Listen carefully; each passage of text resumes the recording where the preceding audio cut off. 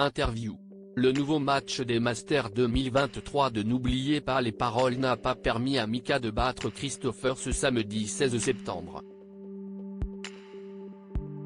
Bon joueur, il revient sur la philosophie qu'il habite durant cette compétition. Depuis le 4 septembre, les plus grands maestros de N'oubliez pas les paroles s'affrontent dans des matchs individuels en vue d'atteindre la grande finale des Masters 2023 attendue dans quelques semaines. Renaud, Hervé ou encore Caroline ont déjà gagné leur ticket pour les huitièmes de finale du jeu de Nagui, mais il reste encore plusieurs matchs à suivre sur France 2. Ce samedi 16 septembre, Christopher, 10e au classement des meilleurs maestros faisait face à Mika, 21e. Un match qui a tourné en faveur du participant à la saison 2 des Traîtres. Pour autant, Mika, philosophe, prend cette défaite sereinement, comme il nous l'explique dans l'entretien qu'il nous a accordé.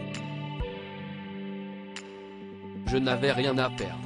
Comment Mika a envisagé son match face à Christopher dans les Masters de N'oubliez pas les paroles télé loisirs, comment avez-vous abordé la compétition? Mika, de façon détendue. Je suis revenu avec plaisir et l'envie de m'amuser sans me prendre la tête. Êtes-vous tombé sur plusieurs chansons pièges? Sur 5 chansons chantées, je ne connaissais que 2, les autres étaient hors cadre de mes révisions. Gardez-vous en tête un moment particulier de votre duel avec Christopher? Oui, le premier match. C'était super, j'en garde un excellent souvenir. Nous faisons nos points tous les deux, il y avait une belle complicité sur le plateau.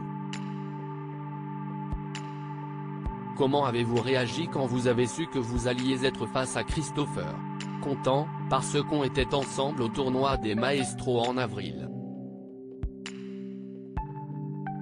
Je savais que c'était un très bon compétiteur, il a un panel de chansons plus conséquent que le mien, donc je me suis dit que de toute façon je n'avais rien à perdre, au pire, tout à gagner. Il amène une humeur qui est assez bonne sur le plateau, on ne s'ennuie pas avec Christopher, si c'est assez cool d'être à côté de lui sur le plateau.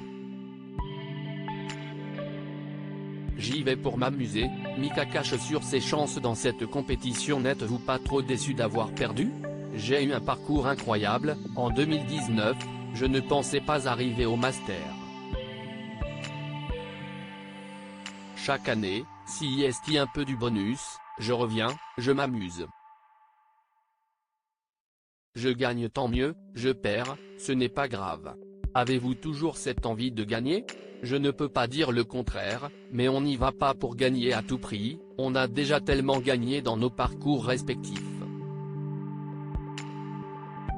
Je suis moins bien classé que les autres, mais j'ai envie de faire aussi bien. Je sais que je ne gagnerai jamais les Masters, donc je n'ai pas de stress particulier. J'y vais pour m'amuser. Dans une interview où vous regrettiez parfois de vous sous-estimer pendant les matchs, avez-vous pu prendre plus confiance en vous cette année? J'ai repris confiance en moi cette année. J'ai essayé de consolider mes connaissances pour que le jour J, si je connais la chanson, je la connais parfaitement. Afin de ne pas avoir de regrets?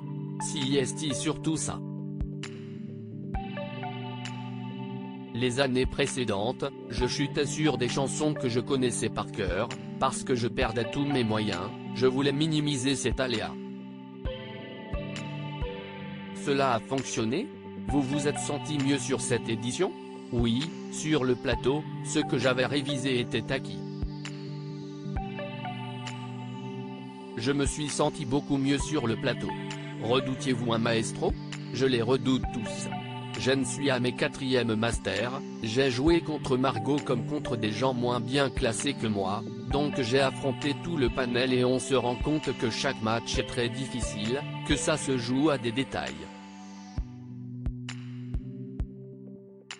Un petit stress suffit à me faire perdre ou faire perdre mon adversaire. Il y a plusieurs rendez-vous où vous jouez pour des associations. Y a-t-il plus d'enjeux dans cette compétition des masters? Non, le plus gros enjeu est de gagner des sous pour des associations. On se dit qu'on a entre nos mains peut-être des vies en jeu, car les associations attendent une rentrée d'argent pour pouvoir aider certaines personnes. Là on se rend compte qu'au bout de notre micro on a un enjeu très compliqué, si on perd, ils n'ont rien. L'année dernière, je me suis dit, cette grande décision que Mika a prise pour n'oublier pas les paroles, ce sont ces autres compétitions, le tournoi des maestros et la ligue des maestros, pour lesquels vous pouvez avoir plus de stress. Oui. Les masters, on joue pour soi, on gagne, tant mieux, on ne gagne pas, on ne perd rien. Si est-il vraiment joué pour des associations qui met encore plus de pression? Depuis votre première participation vous avez fait évoluer votre manière d'apprendre et de réviser? J'ai essayé des choses et finalement, ma méthode du début me convient très bien. J'ai commencé en apprenant par cœur, j'ai essayé 1 ou 2 années en écoutant, j'ai vu que ça ne me servait pas. Je suis revenu au par cœur. L'année dernière, je me suis dit que je n'apprendrais plus de nouvelles chansons, désormais, je révise celles que je connais. Vous n'engrangez plus de nouvelles chansons? Non. Aujourd'hui, j'ai un panel de 800 chansons acquises, enfin, ce n'est jamais acquis parce qu'il y a toujours de petits réajustements à faire. Pour aller à mon travail, j'ai 1h30 de route, j'écoute tout de même de nouvelles chansons afin d'en ajouter un peu, mais je ne les connaîtrai pas par cœur. Elles peuvent me servir pour faire 20 points ou 30 points, pas plus. Le fait de continuer à écouter et entretenir vos acquis, vous arrivez à concilier ça avec votre vie? Ça empiète quand même pour être honnête. Aujourd'hui, je suis à 5 heures de révision quotidienne. Gardez-vous toujours autant de plaisir à réviser? Oui, si est-il de la musique. Si est-il plaisant d'écouter de la musique, de chanter. Vous aviez un projet de création d'entreprise, où en est-il? Je l'ai mis de côté. Depuis que je suis sorti du plateau en 2019, j'ai trouvé un travail qui me plaît comme sous-traitant de la Marine nationale, et pour le moment, vu les conjonctures liées au Covid et à l'inflation, aujourd'hui si est périlleux de s'embarquer dans un projet de création d'entreprise.